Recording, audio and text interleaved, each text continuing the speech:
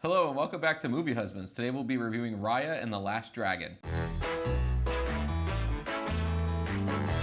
Taking place in the fantasy world of Kumandra, where once dragons and humans live together in harmony, our protagonist Raya is on a mission to track down the legendary Last Dragon to restore the fractured land and its divided people. In her journey, she meets characters from across her land who come together to save their world from an ancient evil force from long ago. So Matt, what did you think of Raya and the Last Dragon?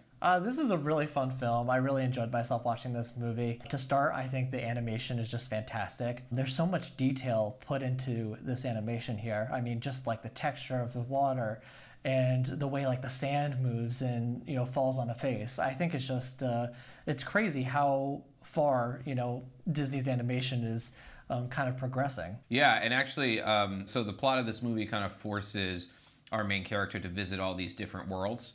And in each world has its own kind of visual language, which is pretty cool. You almost feel like you're moving through worlds of a video game, where each time you get there, there's a whole new set of rules, there's a whole new set of scenery, set of people.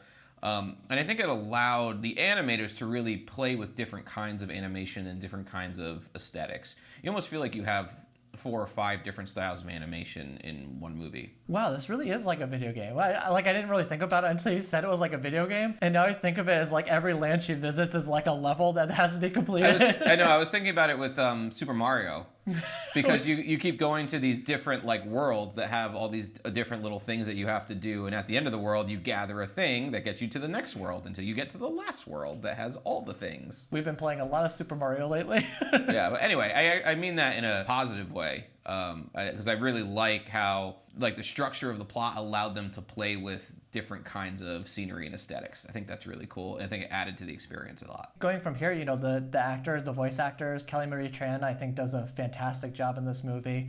She's matched with Awkwafina, who plays the dragon Sisu. I think in particular with Sisu and the other characters that we end up meeting along the way, I didn't really care for them at first. I felt like Awkwafina's character was really out of place when she was first introduced.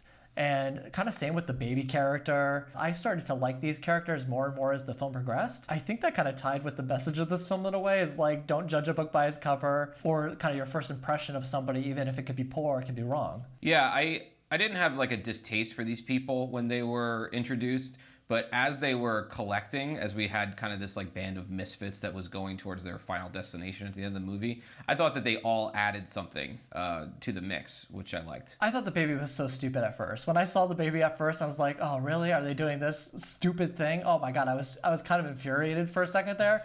And then I came to love... I definitely was not that mad about the baby. I was really mad about the baby. And then I came to love the baby. I don't know why. I don't know what about it. I think too into this misfits kind of like grouping in, I kind of started to kind of get the idea of where this plot was going. You got somebody from each kingdom that was kind of joining this collective to win this battle. And I think they just did a wonderful job of kind of building that and making me kind of love the characters throughout the course of the movie. There's 2 plot-related things that aren't in this movie that I like, and this is specifically about it being a Disney movie.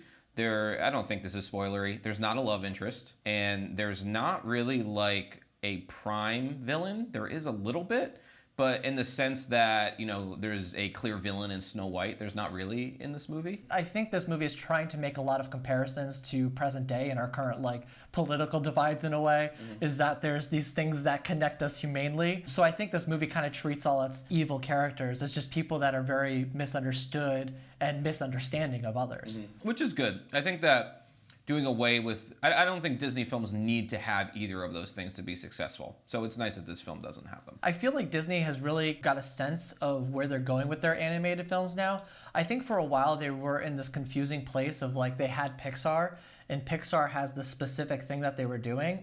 And I feel like Disney was kind of lost in kind of the mix of all that. It's like, what do we do? Do we make these films that kind of have more of these serious undertones and also are meant for children? They kind of have an overarching theme to a movie, but it's not really so deep, like it requires so much of an adult to understand. Yeah. And I feel like it's a little bit made more for children, which I think they just figured that sweet spot out really well. Yeah, I agree. I think that this movie is certainly made for children, but I think it's really entertaining and dynamic, and it is... separate from Pixar. This doesn't do the same thing that Pixar movies do. This isn't like a film criticism, but I just have to say one thing that really bothered me about this movie. I think the dragons look stupid. I think they look like trolls. It is not an objective criticism, but like, I don't know. It was really hard for me to take it seriously. I know you're not supposed to take it seriously, but I don't know. They just look stupid. When you heard dragons, were you expecting like How to Train Your Dragon dragons? No, yeah, or they look like colorful worms, or like snakes, like they're with little troll hair. All right, so you ready to go to grades? Yeah, D. Oh my God, really? No, I give it a B. I enjoyed it more than I thought I would. I was kind of ebbing and flowing with feeling it and not feeling it, but for the most part, I think there's a lot to like. I think it's really entertaining. I don't think it's very funny. All right, well, I give this movie an A-. I had a lot of fun with this movie. Don't hate me.